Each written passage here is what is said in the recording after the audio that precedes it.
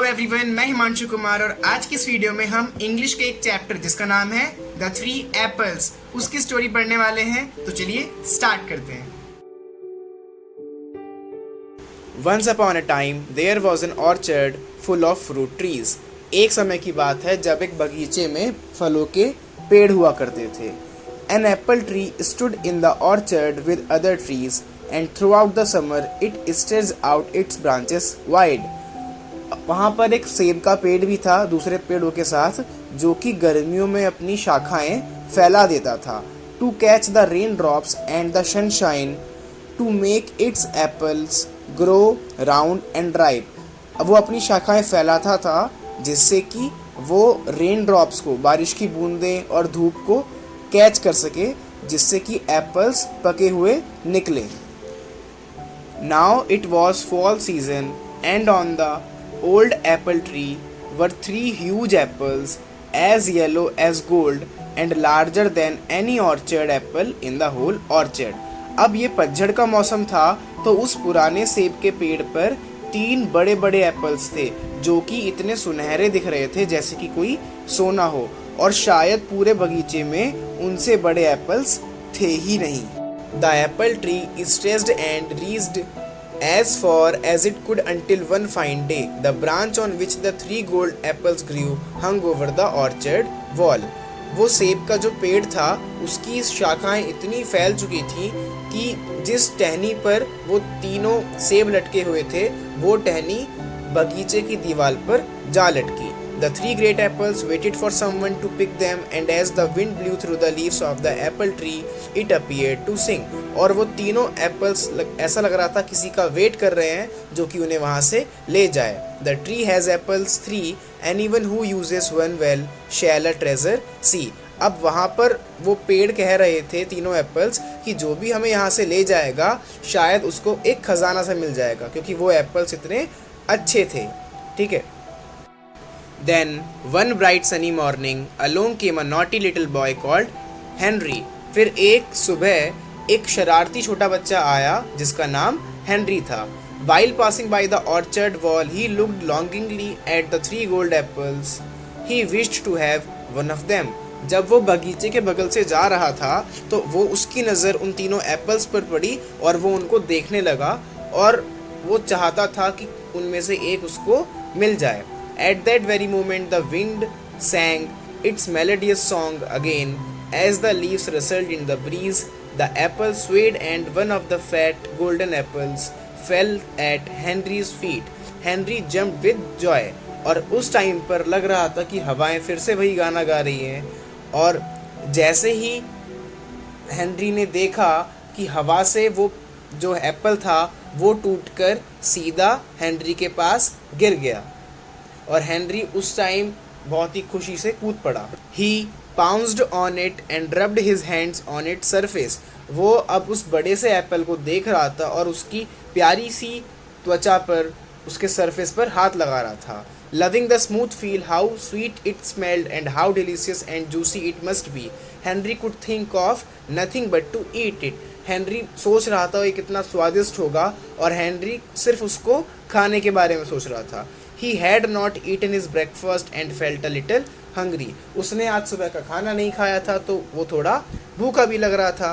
He tossed it up in the air like a ball। उसने एक बार उस Apple को बॉल की तरह उछाला हवा में। Then he promptly put it into his mouth and took a great bite of it, then another and another। फिर उसने एकदम से उस सेब को अपने मुंह में डाला और पहली बाइट ली, फिर दूसरी ली और फिर लेते गया। Soon there was nothing left of the apple but the core which Henry threw away।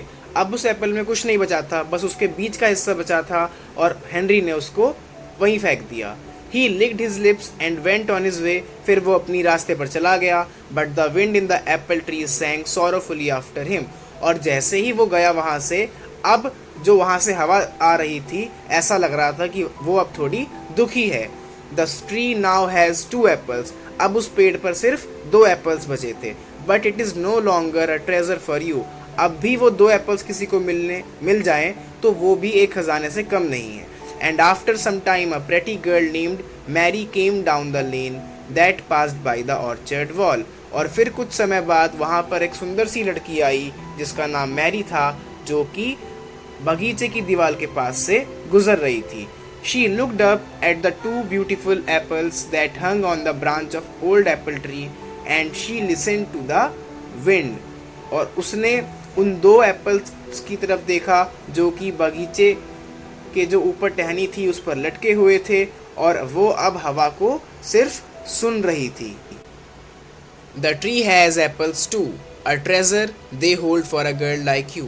अब वहाँ पर हवा से जो वो आवाज़ महसूस करती है वो है कि इस पेड़ पर दो सेब हैं और इनमें से एक मतलब एक सेब जो कि खजाना की तरह है वो तुम्हारे लिए है. Mary was surprised and then the wind blew harder and an apple fell on the road right in front of the Mary. Mary पहले चौंक जाती है, फिर एकदम से तेज़ हवा चलती है और उनमें से एक सेब रोड पर गिर जाता है ठीक मैरी के सामने. She picked it up joyfully. Mary खुशी से उस सेब को उठा लेती है. She had never seen such a large and so golden an apple. Mary ने आज से पहले कभी भी इतना बड़ा सेब नहीं देखा था.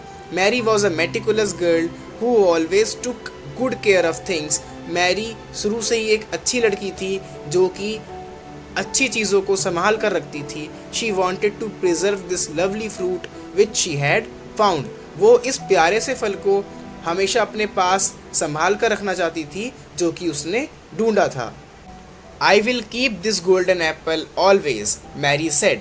मैं इस सुनहरे एप्पल को हमेशा अपने साथ रखूंगी, मैरी ने कहा. And she wrapped it in the clean and culture that was in her pocket. और उसने उस सेब को अच्छे से पैक करके अपनी पॉकेट में रख लिया. Then she went home and there she put apple in her drawer tightly. फिर वो घर गई और उसने वही पैक किया हुआ एप्पल अपने घर के ड्रॉवर में टाइटली रख दिया. द एप्पल ले inside for many days until it started rotting. अब वो जो सेब था वो उस ड्रॉवर में काफ़ी दिनों तक रखा रहा जब तक कि वो सड़ नहीं जाता. The tree has now only one Apple. अब उस पेड़ पर सिर्फ एक सेब था. लास्ट ऑफ ऑल, सबसे अंत में, John a young college going lad. John एक नया कॉलेज जाने वाला लड़का. Went down the lane one fine beautiful morning. उस रास्ते पर आता है एक सुनहरी सुबह. मतलब एक सुबह जॉन उस रास्ते पर आता है. When the sun was shining brightly and the wind was out. जब सूरज काफ़ी अच्छा चमचमा रहा था और उस टाइम हवा नहीं चल रही थी. There hanging over the orchard wall he just saw. उसने बगीचे की दीवार पर उस लटकी हुई टहनी को देखा. One great apple that seemed to him the most beautiful. उस टहनी पर उसको एक सबसे सुंदर एप्पल दिखा, वही बड़ा वाला. Apple that he had never seen. Apple जो उसने अभी तक कभी नहीं देखा था, ऐसा सेब. As he stood looking up at the wind in the apple tree sang to him that the tree has on golden apple for you. अब जैसे ही वो उस सेब को देखता है और वहाँ पर हवा चलती है तो उस हवा में उसको एक आवाज़ सी सुनाई देती है जैसे कि वो पेड़ खुद जॉन से कह रहा हो कि इस पेड़ पर एक सेब है तुम्हारे लिए. Then the wind blew harder and down fell the apple in John's waiting hand. फिर हवा तेज चलती है और एकदम से वो जो सुनहरा सेब था वो जॉन के हाथों में गिर जाता है. He jumped with joy. वो खुशी से कूद पड़ता है. Coming from a poor family he had not eaten for 2 days. वो एक गरीब परिवार से आता है और उसने पिछले 2 दिनों से कुछ खाना नहीं खाया था. And he thought that the apple was actually God's blessing. और वो सोचता है कि ये सेब शायद सच में भगवान की कृपा है. He held it a long time and looked as it has Henry and Mary had. वो उस सेब को काफ़ी देर तक देखता रहता है जैसे कि हेनरी और मैरी ने देखा था. Thinking to eat or keep it. वो सोच रहा था कि इसको खाऊं या संभाल कर रखूं. Then he decided not to do either things. फिर इसने सोचा कि मैं इन दोनों में से कुछ भी नहीं करूँगा. He took his knife out from his pocket. उसने अपनी जेब में से एक चाकू निकाला and cut it the apple half. Exactly from the middle, और उस सेब को बीच में से काट दिया। A pleasant surprise awaited John inside the apple. Apple के अंदर जॉन को एक सरप्राइज दिखा। There was a star and in each point of the star there was a small black seed. उस सेब के अंदर एक स्टार बना हुआ था और स्टार के हर पॉइंट पर एक काला बीज था। With utmost care, John took out all the seeds and climbed over the orchard's wall. John ने उस सेब में से सारे बीज निकाले और बगीचे की दीवार चढ़कर दूसरी तरफ पहुंच गया। The earth in the orchard was still soft. बगीचे की ज़मीन काफ़ी नरम थी। John quickly made holes in the earth and in each hole he dropped an apple seed. John ने तुरंत उस मिट्टी में छोटे छोटे छेद किए और हर छेद में एक एक सेब का बीज डाल दिया। Then he climbed back, eat his apple and went on his way. फिर वो वापस दीवार चढ़कर दूसरी तरफ गया और उसने अपना सेब खाया और अपने रास्ते चला गया। But as John walked down the lane, the orchard wind followed him, singing for every branch. लेकिन जैसे ही जॉन वहाँ से जाने के लिए निकला, बगीचे की हवा उसके पीछे पीछे गई और सबकी तरफ से उसको गाने सुनाने लगी, मतलब गुनगुनाने लगी, जैसे कि उसको थैंक यू बोल रहे हो। John was unable to comprehend why tree appeared so happy when its apples had fallen down. John को ये समझ नहीं आ रहा था कि ये पेड़ इतने खुश क्यों हो रहे हैं जब इनके फल, मतलब जो सेब है, वो टूट के गिर चुके हैं। द ट्री सैंग, फिर पेड़ ने उस जवाब दिया, two are gone and wasted too, कि दो जा चुके थे और ख़राब भी हो चुके थे।